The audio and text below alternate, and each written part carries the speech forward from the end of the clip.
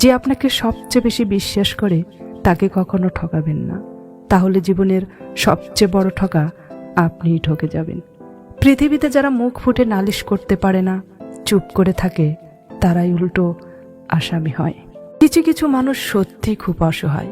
তাদের ভালো লাগা, মন্দ লাগা, ব্যথা বেদনাগুলো বলার মতো কেউ থাকে না। তাদের কিছু অব্যক্ত কথা মনের গভীরেই রয়ে যায়, আর কিছু কিছু স্মৃতি এক সময় রয়ে পরিণত হয় দীর্ঘশ্বাসে।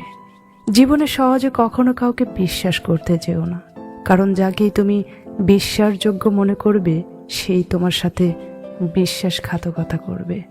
কোনো মেয়ের পক্ষে শুধুমাত্র রূপ দিয়ে একটি পুরুষকে দীর্ঘদিন মুগ্ধ করে রাখা সম্ভব না। মনের দূরত্ব বেড়ে গেলে পাশাপাশি চেয়ারে বসেও তাকে প্রয়োজনীয় মানুষ বলে মনে হয় না। কষ্টের পর সুখ আসে, কথাটা সবার ক্ষেত্রে সত্য নয়। কারো কারো দুঃখের পর সুখ না এসে দুঃখটাই আবার ফিরে আসে বারবার। অন্ধ লোক যদি হঠাৎ চোখে দেখতে পায়, তখন সে সর্বপ্রথম হাতের লাঠিটাকে ফেলে দেয়, অথচ এই লাঠিটাই তার দুঃসময়ের সঙ্গী ছিল। আসলে প্রয়োজন ছাড়া কেউ কাউকে মনে রাখে না।